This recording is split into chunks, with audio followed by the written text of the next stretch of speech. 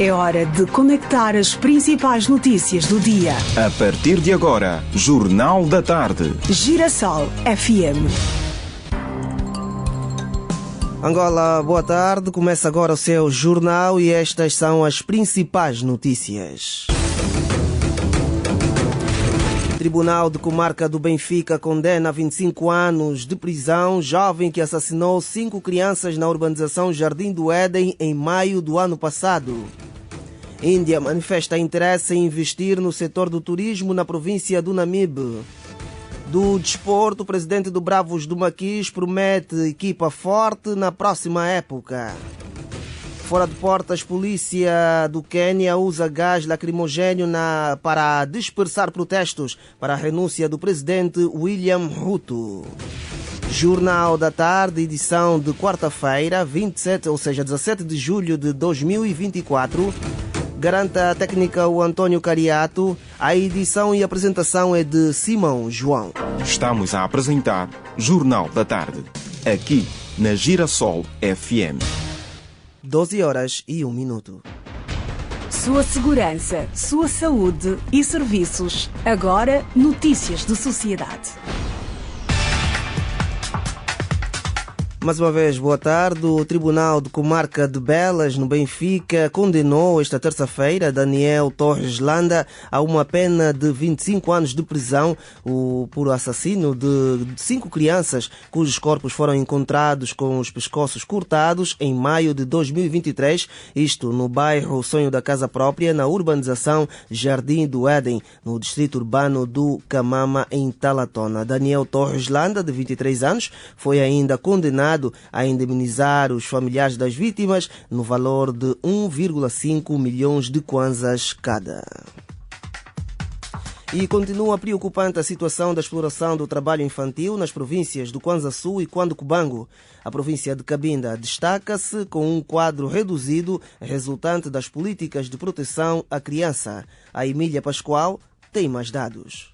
As crianças em Angola estão expostas a várias formas de trabalho infantil. Em 2021, o país registrou progressos nas ações para erradicar com este tipo de crime, como o apoio das famílias, que tem sido um dos fatores fundamentais para diminuir o índice de meninos e meninas que trabalham na província de Cabinda. Estas estimativas globais sobre o trabalho infantil apontam como principais países de foco de trabalho infantil os países da região da África subsaariana. Aqui no nosso contexto temos dados sobre o inquérito dos indicadores múltiplos de saúde produzidos em 2016 e estes dados apontam que dentre os focos de trabalho infantil em Angola, o maior índice estava à data, claro, na província do Kwanza Sul e os menores índices estavam na província de Cabinda, mas isso foi possível, claro, constatarmos agora desde 2022 até mais ou menos este período que realizamos visitas de constatação, e porque as províncias onde efetivamente há menos focos de trabalho infantil são as províncias de Cabinda e do Bengo, por uma razão muito simples. Nestas províncias as famílias assumem um papel fundamental na proteção dos mais elementares direitos das crianças. Edson Capinga afirma ainda que o Estado tem criado mecanismos para facilitar o cumprimento da legislação e dos regulamentos sobre o trabalho infantil. Nos últimos 2 anos, assim pudermos dizer, 2 medidas fundamentais para a erradicação do trabalho infantil. Uma das medidas foi a atualização do decreto presidencial que prevê a lista de trabalhos proibidos ou condicionados a menores. Esta atualização foi operada no ano de 2022. No fundo, além da aprovação ou da atualização deste decreto presidencial sobre os trabalhos proibidos ou condicionados a menores, foi ainda no ano passado atualizada a Lei Geral do Trabalho, que compreende um conjunto de medidas sobre a tutela dos direitos da criança, e ao lado destas 2 medidas, então, o que tem sido feito agora é uma espécie de reforço da capacidade institucional da Inspeção Geral do Trabalho e do Instituto Nacional da Criança. Por outro lado, o INSS garante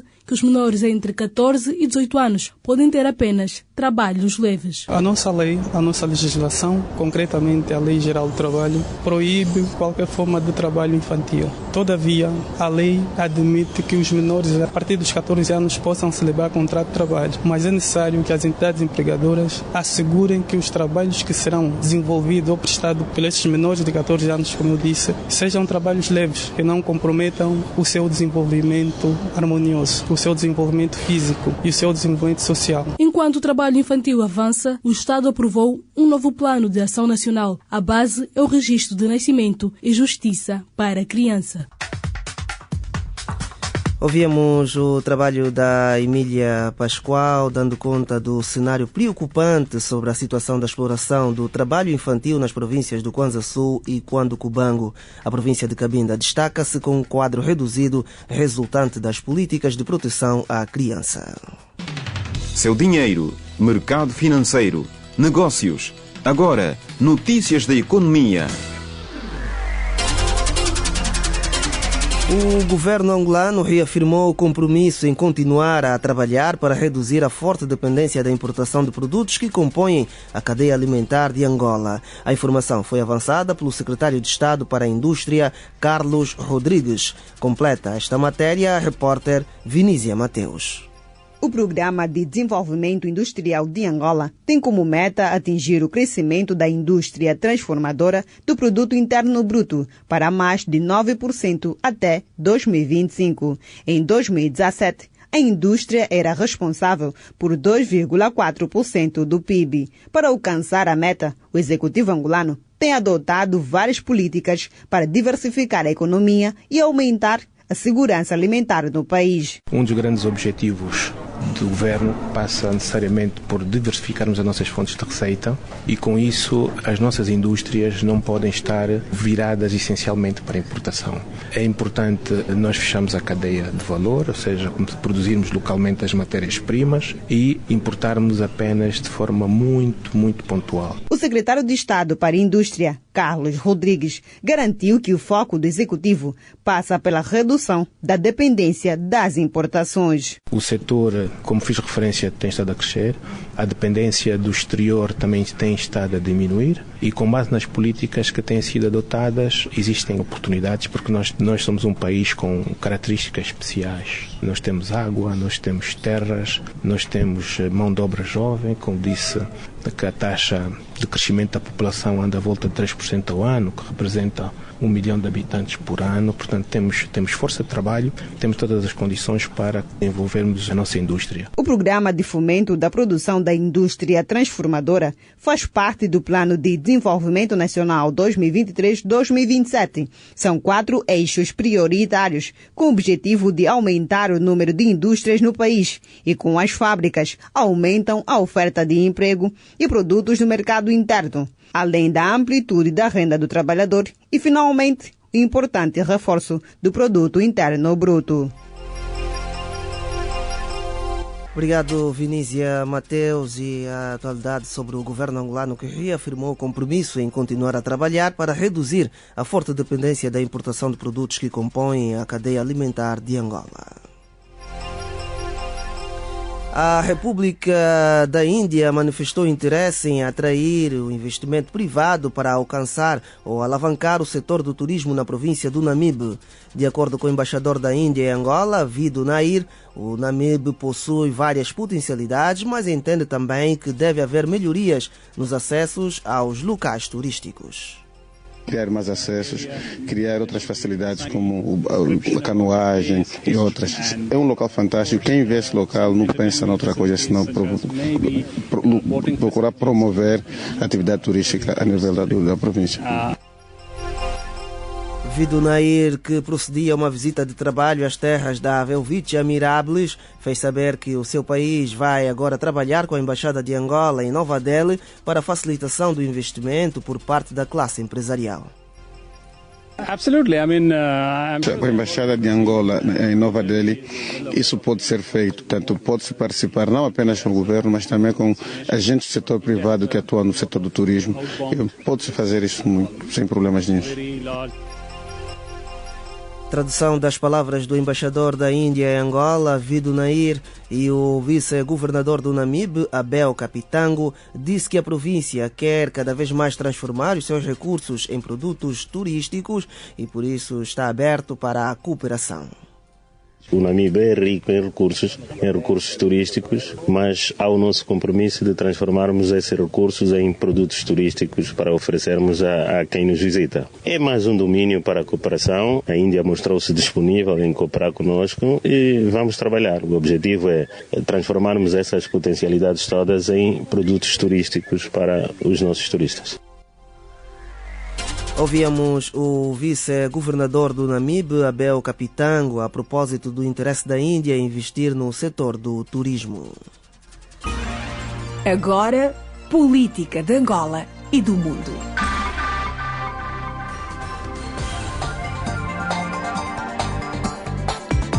Horas e 11 minutos, a Comissão Nacional Preparatória para a realização do 9º Congresso Ordinário da JMPLA reuniu hoje em Luanda com os coordenadores das 18 províncias do país.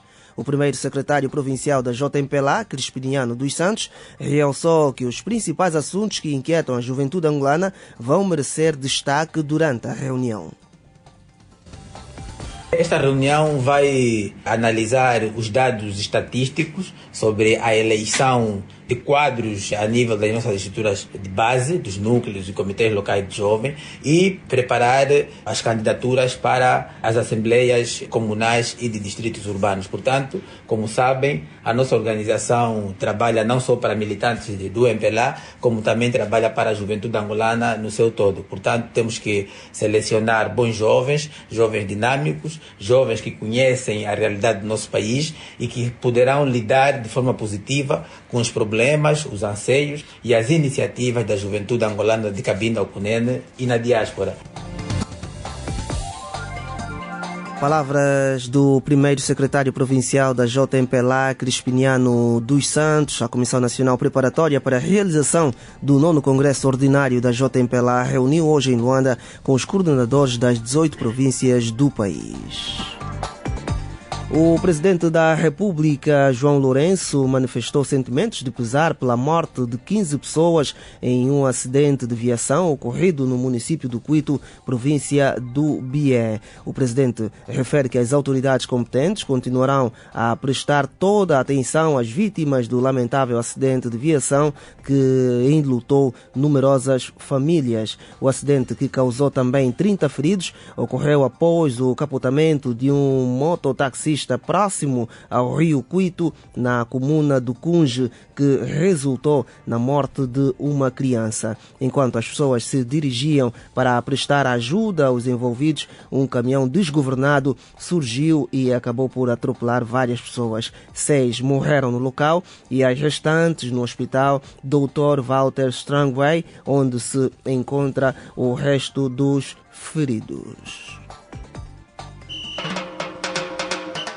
Chegou a hora dos destaques do desporto. Vamos agora aos destaques do Desportivo Grande Jogada. Presidente do Bravos do Maquis promete equipa mais forte na próxima época. O presidente do Bravos do Maquis, Manuel Quitadica Docas, falou da importância da profissionalização dos clubes e para a época 2024-2025, em que terão um Bravos do Maquis mais forte. Outros destaques: clubes angolanos vão continuar a pagar os árbitros no Girabola. Kylian Mbappé, recebido no Bernabéu por mais de 80 mil adeptos. Seleção francesa denuncia a Argentina por cânticos racistas. And now, the news. O mundo em notícias. O mundo em notícias. A polícia queniana usou gás lacrimogéneo na terça-feira para dispersar protestos que visam manter a pressão sobre o presidente William Ruto para renunciar ao cargo. Mais dados com a Celestina Zola. Apesar de William Ruto ter feito várias mudanças, os protestos continuam. Os manifestantes querem que Ruto renuncie, culpando-o pela má governança, corrupção e mortes de manifestantes em comícios anteriores. Na terça-feira, a polícia disparou gás lacrimogéneo em Kitengela, perto de Nairobi, onde cerca de 200 manifestantes queimaram pneus e gritaram contra Ruto. No centro da cidade de Nairobi e em Mombasa, os manifestantes também enfrentaram gás lacrimogéneo. As manifestações, lideradas por ativistas irritados com os aumentos de impostos propostos, pediram uma paralisação nacional na terça-feira. Esses protestos se tornaram o maior desafio na presidência de 2 anos de Ruto, mesmo depois que Ruto retirou 2,7 bilhões em aumentos de impostos e substituiu a maior parte do seu gabinete. Os protestos persistiram, embora com menos pessoas. O governo da Colômbia adiantou hoje que vai terminar um cessar-fogo com a maior facção das Farc, Estado-Maior Central, um grupo rebelde resistente que se recusou a assinar um acordo de paz de 2016. O ministro da Defesa colombiano, Iván Velásquez, destacou em conferência de imprensa que as Farc-EMC se dividiram em 2 facções. Velásquez explicou também o cessar-fogo com a facção mais pequena do grupo, que será prolongado por 3 meses, enquanto as negociações de paz com o governo continuam, noticiou a agência Associated Press. As Farc-EMC foram fundadas por combatentes que se recusaram a aderir a um acordo de paz entre o governo e as Forças Armadas Revolucionárias da Colômbia, que levou ao desarmamento de mais de 13 mil rebeldes e a sua integração na vida civil. Obrigado, Celestina Zola, e a atualidade internacional a encerrar este jornal, não sem antes recordarmos os destaques. Tribunal de Comarca do Benfica condena a 25 anos jovem que assassinou 5 crianças na urbanização Jardim do Éden em maio do ano passado. Índia manifesta interesse em investir no setor do turismo na província do Namibe. Do desporto, destacamos que o presidente do Bravos do Maquis promete equipa mais forte para a época 2024-2025 do Girabola. Fora de portas, polícia do Quênia usa gás lacrimogéneo para dispersar protestos para a renúncia do presidente William Ruto. Acompanhou o Jornal da Tarde, edição de quarta-feira, 17 de julho de 2024, que teve a garantia técnica de António Cariato. Com muito gosto, Simão João editou e apresentou-lhe as notícias. Boa tarde. A Girassol FM apresentou Jornal da Tarde.